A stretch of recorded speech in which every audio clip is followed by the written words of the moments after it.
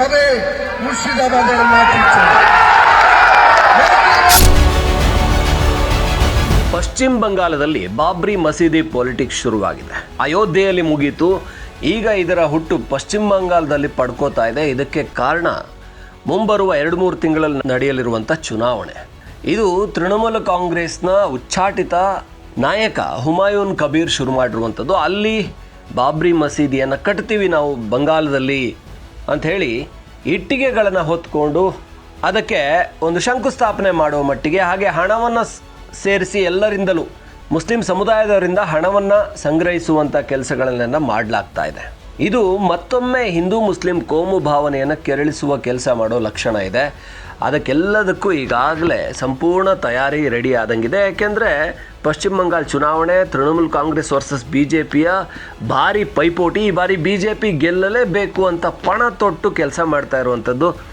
BJP ಒಂದರ ಮೇಲೊಂದು ಗೆಲುವನ್ನು ಕಾಣ್ತಾ ಇರುವಂಥದ್ದು. ಪಶ್ಚಿಮ ಬಂಗಾಳದಲ್ಲೂ ಗೆಲ್ಲಬಹುದೇನೋ ಅನ್ನುವಂಥ ಆತಂಕ ಮಮತಾ ಬ್ಯಾನರ್ಜಿಯವರ ತೃಣಮೂಲ ಕಾಂಗ್ರೆಸ್ಗಿರುವಂಥದ್ದು. ಗೆಲ್ಲಲೇಬೇಕು ಅನ್ನುವ ಹಠ BJPಗಿರುವಂಥದ್ದು. ಈಗ ಈ ಪಶ್ಚಿಮ ಬಂಗಾಳದಲ್ಲಿ ಬಾಬ್ರಿ ಮಸೀದಿ ಕಟ್ತೀವಿ ಅನ್ನುವಂಥ ವಿಚಾರವನ್ನು ತೃಣಮೂಲ ಕಾಂಗ್ರೆಸ್ನಿಂದ ಉಚ್ಚಾಟಿತರಾಗಿರುವಂಥ ತೃಣಮೂಲ ಕಾಂಗ್ರೆಸ್ನ ನಾಯಕ ಅನ್ನಿಸ್ಕೊಂಡಿರುವಂಥ ಹುಮಾಯೂನ್ ಕಬೀರ್ ಶುರು ಮಾಡಿರೋದು ದೇಶಾದ್ಯಂತ ಚರ್ಚೆಯನ್ನು ಶುರು ಮಾಡಿದೆ. ಅಲ್ಲ, ಅಯೋಧ್ಯೆಯಲ್ಲಿ ಬಾಬ್ರಿ ಮಸೀದಿ ಕಾನೂನು ಪ್ರಕಾರವೇ 500 ವರ್ಷಗಳ ಹೋರಾಟ. ಅದಾದ ಮೇಲೆ ಅಲ್ಲಿ ರಾಮನ ಅಯೋಧ್ಯೆಗೆ ಅವಕಾಶ ಮಾಡಿಕೊಡ್ಲಾಯಿತು, ಎಲ್ಲವೂ ಆಗಿದೆ. ಆದರೆ ಆ ಬಾಬ್ರಿ ಮಸೀದಿಯನ್ನು ಕಟ್ಟೋದಕ್ಕೆ ಅಲ್ಲಿಂದ ಹೊರಗೆ ಒಂದಷ್ಟು ಜಾಗವನ್ನು ಕೂಡ UP ಸರ್ಕಾರ ಮಾಡಿಕೊಟ್ಟಿದೆ ಕೋರ್ಟ್ ಆದೇಶದ ಮೇಲೆ. ಅಲ್ಲಿ ಕಟ್ಟಿಲ್ಲ. ಈ ಪಶ್ಚಿಮ ಬಂಗಾಳದಲ್ಲಿ ಯಾಕೆ ಸುಮ್ಮನೆ ರಾಜಕೀಯ ಮಾಡೋದಕ್ಕೆ ಇದನ್ನು ಶುರು ಮಾಡಿದ್ದಾರೆ.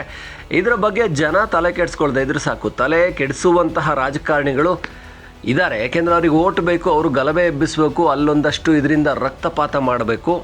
ಅದು ಆದರೆ ಅವರಿಗೆ ಓಟ್ಗಳು ಬರ್ತವೆ, ಹಿಂದೂ ಮುಸ್ಲಿಂ ಮತ ವಿಂಗಡಣೆ ಮಾಡಬಹುದು.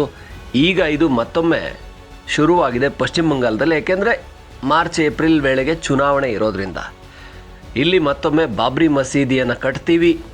ಯಾವ ಅಯೋಧ್ಯೆಯಲ್ಲಿ ಬಾಬ್ರಿ ಮಸೀದಿಯನ್ನು ಕೆಡವಲಾಯಿತೋ ಅಲ್ಲಿ ಕಾನೂನಾತ್ಮಕವಾಗಿ ಅಯೋಧ್ಯೆಯ ಏನು ಶ್ರೀರಾಮನ ಪುಣ್ಯಭೂಮಿಯಲ್ಲಿ ರಾಮನ ಮಂದಿರ ನಿರ್ಮಾಣ ಆಗಿದೆಯೋ ಅದರ ಬದಲಿಗೆ ಪಶ್ಚಿಮ ಬಂಗಾಳದಲ್ಲಿ ಕಟ್ತೀವಿ ಅನ್ನೋದು ಅದಕ್ಕೂ ಯಾವುದೇ ರೀತಿಯ ಏನೂ ಸಂಬಂಧ ಇಲ್ಲ. ಪಶ್ಚಿಮ ಬಂಗಾಳಕ್ಕೂ ಬಾಬರ್ ಕಟ್ಟಿರುವಂಥ ಮಸೀದಿ ಇಲ್ಲಿತ್ತು. ಇದನ್ನು ಅಲ್ಲಿ ಕಟ್ಟಿ ರಾಜಕೀಯ ಮಾಡೋದಕ್ಕೆ ಹೊರಟಿದ್ದಾರೆ ಅಷ್ಟೇ. ಇದನ್ನು ಸರ್ಕಾರಗಳು ಕೇಂದ್ರ ಆಗಲಿ ರಾಜ್ಯ ಆಗಲಿ ಕೂಡಲೇ ಕ್ರಮ ತಗೊಂಡ್ರೆ ಮಾತ್ರ ಇದೊಂದು ದೊಡ್ಡ ಇಶ್ಯೂ ಆಗಿ ದೊಡ್ಡ ಗಲಭೆಯಾಗಿ ಜನರಿಗೆ ತೊಂದರೆ ಆಗೋದು ನಿಲ್ಲುತ್ತೆ ಅನ್ನಿಸ್ತಾ ಇದೆ.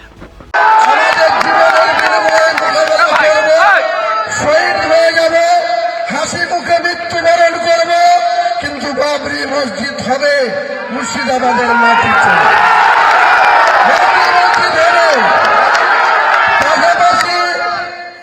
পাশাপাশি একটা ইসলামিক 500 বেডের একটা হসপিটাল হবে।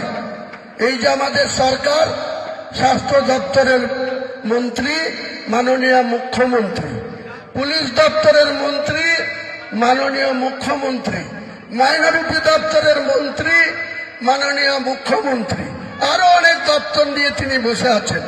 আজকে যান, এখানে যে মিডিয়া আছে, ন্যাশনাল মিডিয়া আছে, তিনারা যান বহরমপুর মেডিকেল কলেজে গিয়ে যদি দেখতে না পান যে একটা বেডে 3 জন করে রুগী শুয়ে আছে, কোন রুগী বেড নিচে শুয়ে আছে, ঠান্ডার দিন মেঝেতে শুয়ে আছে, তার স্বাস্থ্যের কি অবনতি হচ্ছে। যারা স্বাস্থ্য পরিষেবা পেতে গিয়ে তাদের স্বাস্থ্যের আরো অবনতি হচ্ছে। डिमोलाइजेशन कर दिया, तोड़ दिया, रिमूव कर दिया, तब नहीं बनोगी। कोई सुप्रीम कोर्ट में जो निर्णय लिया 2019 में, तो सब कह दिया जो जाएगा। मैं रामलीला को दे दिया, रामलीला का राम मंदिर बन गया। तो दूसरा को तो बाबरी मस्जिद बनाने के लिए लैंड दिया, लेकिन वो बना नहीं पाया। तो भाई मुर्शिदाबाद के बनाएंगे तो किसी को तो तकलीफ नहीं होना चाहिए ना। नहीं कोई काल जो लीव रखा बाबरी मस्जिद का, इनको साथ कोई पॉलिटिक्स का कोई जोड़ा नहीं चाहिए। भाई पॉलिटिक्स अलग सिस्टम में करेंगे। और बाबरी मस्जिद ट्रस्ट जो मेरा हुआ वेस्ट बंगाल का जो ट्रस्ट बनाया, West Bengal Islamic Foundation of India, ये ट्रस्ट के तरफ में ये बाबरी मस्जिद मांग चुका हूँ, वो ट्रस्ट के तरफ में जो मांग चुका हूँ उनको साथ पॉलिटिक्स का कोई नहीं जुड़ना चाहिए। पॉलिटिक्स मेरा है ही बहुत दिन से, फिर अगले दिन जितना दिन जीऊंगी वो पॉलिटिक्स में मैं होंगे। कौन लोग समर्थन देगी कौन नहीं देगी, और अगले चुनाव टाइम जो उम्मीदवार खड़ा करेगी तो वो पता मिल जाएगी क्या क्या होना चाहिए क्या नहीं होना। देखिए, दो चीजें इसमें है मैं जिसको साफ करना चाहता हूं। देश संविधान से चल रहा है, कुरान से और गीता से नहीं चल रहा है। और देश का संविधान ये कहता है कि आपको इजाजत है मंदिर मस्जिद गुरुद्वारा बनाने की, आजादी है, आप बना सकते हो, ये आपका धार्मिक अधिकार है। संविधान में कहीं नहीं लिखा है कि बाबरी नाम से मस्जिद नहीं बनेगी, या जहांगीर औरंगजेब अकबर इन जितने भी मुस्लिम शासक थे इनके नाम पे नहीं बनेगी। तो जब संविधान में ऐसा कोई क्लोज नहीं है तो जो लोग इसकी मुखालफत कर रहे हैं बाबरी मस्जिद बनने की, वो भी बंगाल में, अयोध्या में तो नहीं बना रहा है कोई। अयोध्या में बाबरी मस्जिद का मामला था, सुप्रीम कोर्ट ने फैसला दिया, मुसलमान खामोश हो गया। अब देश के किसी भी कोने में अगर बाबर नाम से मस्जिद बन रही है तो ये संविधान के अनदेखी तो है नहीं, ये कोई गैर कानूनी तो है नहीं। सर, बाबरी नाम जो ही क्यों, कुछ और भी हो सकता है ना सर? नहीं, बाबरी नाम ही क्यों नहीं, ये भी तो एक सवाल है ना कि बाबरी नाम ही क्यों नहीं। आप चुपचाप करवाइए, डंका पीटने की क्या जरूरत है? आप नहीं, देखिए, इसमें राजनीति हो सकती है और राजनीति इसमें ममता बनर्जी ने ज्यादा की है। ममता बनर्जी ने इसमें राजनीति ज्यादा की है। तो कह रही हैं कि मैं कम्युनल पॉलिटिक्स नहीं करती हूँ। नहीं, अगर आपको देखिए, आपको अगर लग रहा है कि कम्युनल पॉलिटिक्स है तो गिरफ्तार कीजिए ना उनको। उनको तो सुरक्षा मिला है बंगाल। आप अलग रहने को क्यों बोल रही हैं?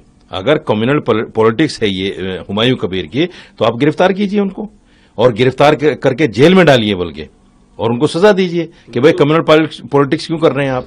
आपने तो उसको बाकायदा सुरक्षा दी है, आपने तो बाकायदा वो प्रोग्राम होने दिया है, आपका तो सारा तंत्र मंत्र लगा हुआ था वहां पे, बाकायदा सुरक्षा मिल गई उसको। और उसने कल बोला भी है कि सारा तंत्र मंत्र मेरे साथ है, मुझे कोई किसी का डर नहीं है। और आप देखिए, एक बहुत बड़ा काम ये हुआ कि कम से कम 15 लाख ईंटें पहुंच गई वहां। ये अलग बात है कि उसने मस्जिद के साथ साथ म्यूजियम, लाइब्रेरी और फला सारी चीजें बनाने के लिए कहा है, लेकिन असल मकसद मस्जिद है। और मस्जिद बनने में मैं समझता हूं संवैधानिक कोई बात नहीं है। लेकिन ये कहना, जैसे अभी एक बयान मैंने सुना किसी धर्मगुरु का, उसने कहा कि अगर बाबर के नाम पे कोई मस्जिद बन गई तो हम उस बनाने वाले को या तो 72 हुरों के पास पहुंचा देंगे या जिंदा जमीन में गाड़ देंगे।